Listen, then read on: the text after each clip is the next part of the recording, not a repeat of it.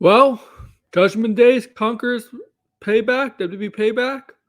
Jey Uso is back and is heading to Raw. What a day, what a night for WWE. What a night of wrestling in general. The CM Punk stuff and the Tony Khan getting booed in Chicago. But this is not about AEW. This is about WWE Payback. This is a review and results. We're going to go over it. And this is Aaron World Order, AWO. On my sports and wrestling channel called Laying the Smackdown. This is a channel for you, all your sports and wrestling fans. So if you're into wrestling or sports, this is a channel for you. This week, football stuff is coming up. We're going to do some football-related content, like a live stream preview of the season, and a video predictions for week 1 of the NFL. But if you're new here, please subscribe. It doesn't matter what you're into. It could be a wrestling, sports, or either one, whatever. And smash the like button down below. And please share us out on your social media platforms, whether it's X, formerly Twitter, Instagram, Threads, Blue Sky, Facebook, whatever social media platform you use. But let's get into a Payback. This show wasn't bad. It wasn't great. It wasn't bad. It was a solid, I would say it's a solid pay-per-view. Solid pay-per-view overall. Yes, John Cena was the host of Payback. And I liked how they used John Cena in this pay-per-view, in this show. We'll get to how they used him, but I really did like how they used him. The match of the night was the Pittsburgh Street Fight match between Kevin Owens and Sami Zayn versus Judgment Day, Damian Priest, and Finn Balor. That was overall a very fun match. Best match of the night, in my opinion. I think the main event was fine. It wasn't terrible. It was fine. Shinsuke and Seth. It was a fine main event. There wasn't really a terrible match. There was just some okay to some good and some really great. There was not really a bad match. Overall, I said the event was fine. But let's go from the beginning. We got the match between. So we kicked off the Payback with Zoe Stark and Trish's corner. So we got the Payback with the cage match between Becky Lynch and Trish Stratus to finally come to a conclusion of this angle between the two. And I really did enjoy this match between Becky and Trish. It was a fun match. I mean, like I've been saying in my streams, Trish can still go. I feel like this is obviously she's done for the time being. I feel like this is a send-off for her. This match was good overall. I like the story going. I like how Zoe Stark got involved. She tried to get, of course, always in a cage. Yeah, they said the cage is to keep people out, right? No, people could get in.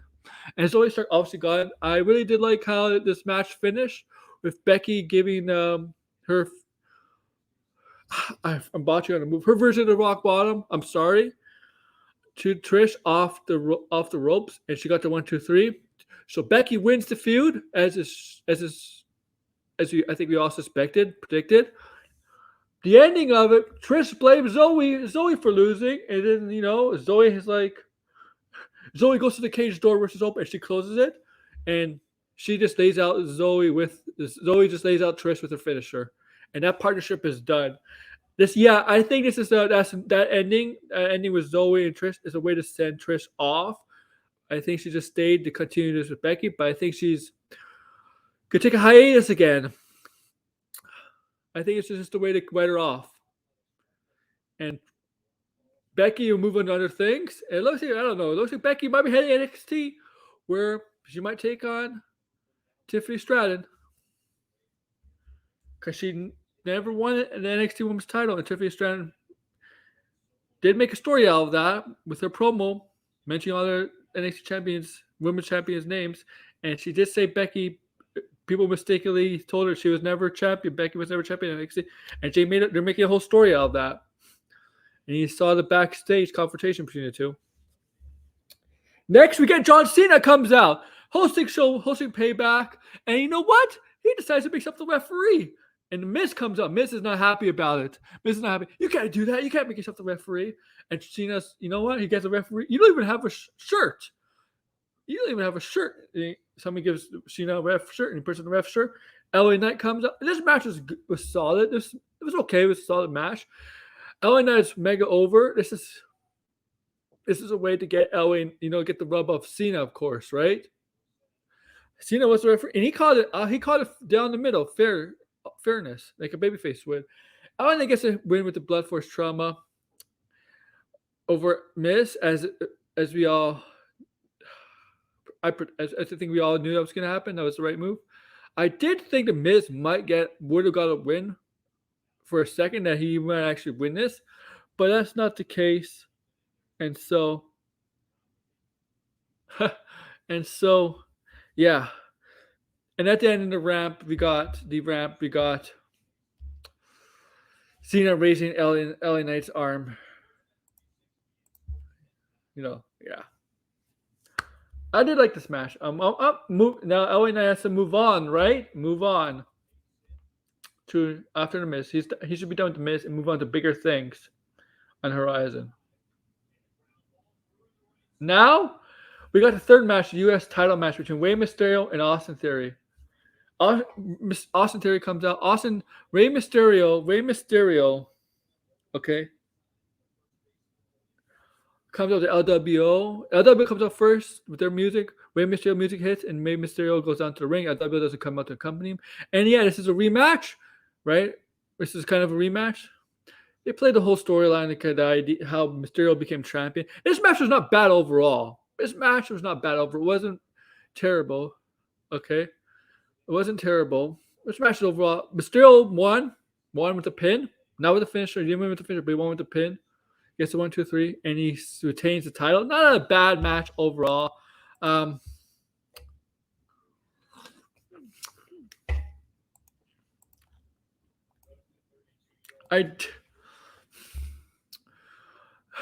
still think that the long-term plan is for Santos Escobar and LWO to turn on Rey. I just have a feeling that's going to happen.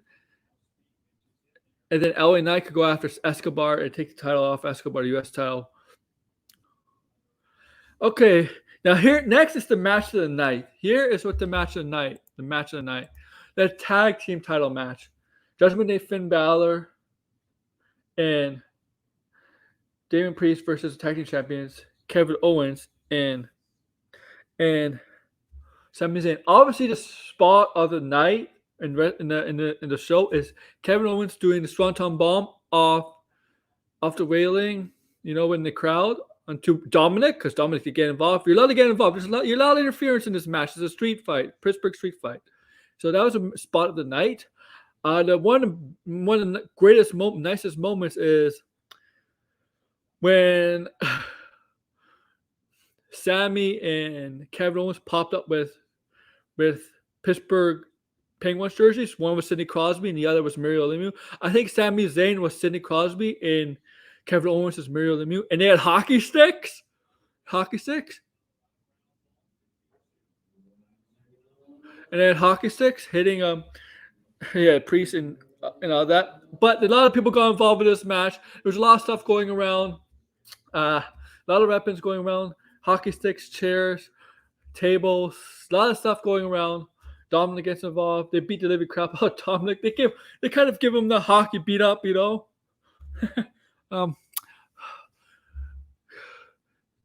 Devlin saves him for a bit. It looks like Judgment Day was out. Devlin pulls out one of Sammy, I believe, on Priest.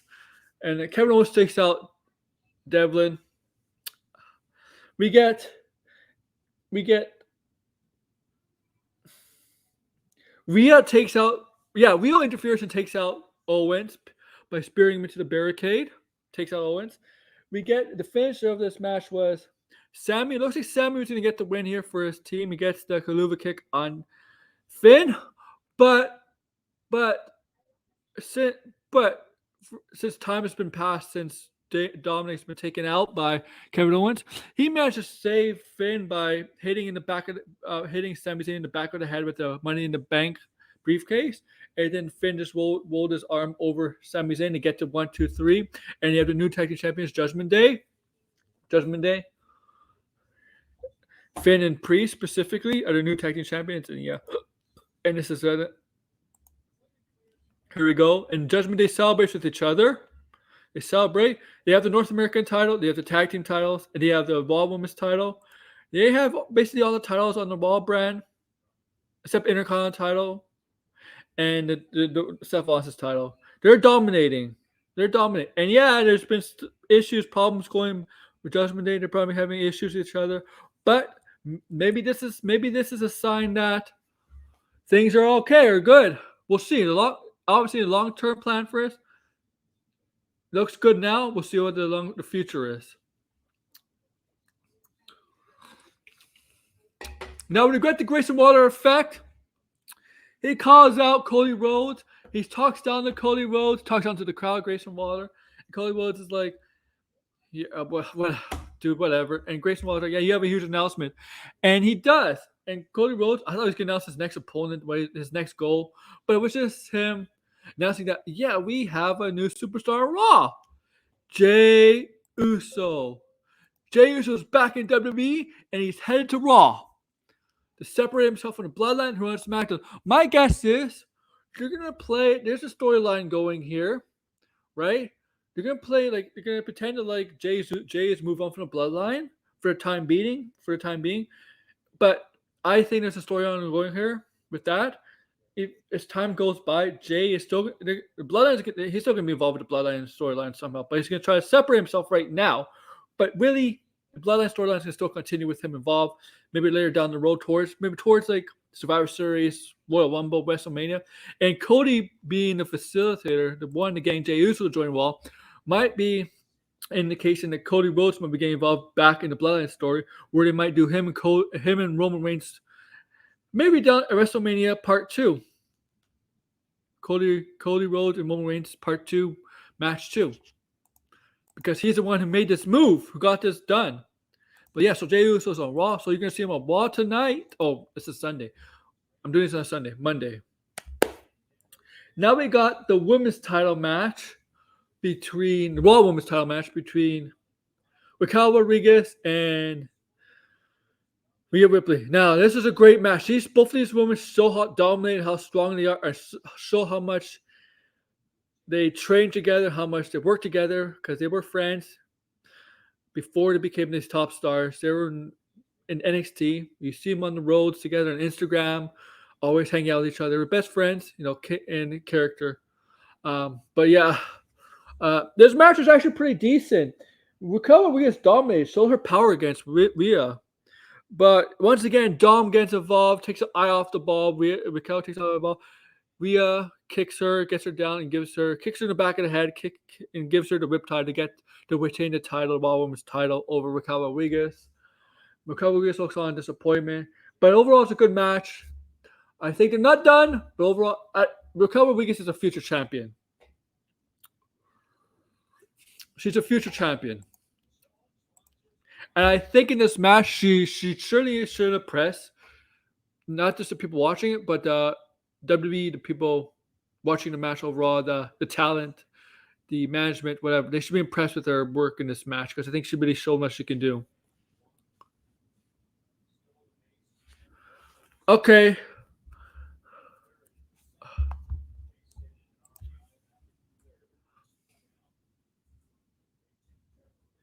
Now we got the main event. Let's see if I forgot anything before. Now we got the main event. No. Before we get to the main event, we got a backstage segment with Cena being a backstage correspondence interviewer, having fun with this as a host, with his little pink bow tie, his little suit jacket, sports jacket, and he's having fun with this. He gets to interview Judgment Day. Judgment Day doesn't really say much. They say, yeah, we're back. We're cool now. And you know what? Every group has problems, and we work them out. And look at I just like this picture. But yeah, let's get to the main event. Seth freaking Rollins, Shinsuke Nakamura. I like this match. It's a great, solid main event match. I really, there was times where you think Shinsuke Nakamura was going to win here. Maybe because Seth Rollins was going to take some time off to let his back heal. But I think he says he needs surgery. So I do hope they keep Shinsuke Nakamura high on the card because they really need to, in my opinion. Because they're all really talented, especially in New Japan days. This match was solid overall. Rollins is struggling. Shinsuke targeted his back and all this other stuff. Shinsuke made it hard for him. His striking ability, and his not just his ability, but his strikes in his match, his kicks, and with his legs, his knees, and all that. He showed in this match. He brought out the strong style, the New Japan version of his character, of his what's that? Yeah, of his character, basically of his character. He brought that out, and I hope they keep that. But yeah, Seth Rollins gets the win here with a quick stomp to the face. Gets the win, 1, 2, 3. Shinsuke rolls out of the ring. But what you didn't know when Payback went off the air, there was clips on Twitter and stuff that Shinsuke attacked Seth Rollins after the Premium Live event ended. So this is not done, guys. This is not done between Shinsuke and Seth, not by a long shot. But overall, it's a solid pay-per-view.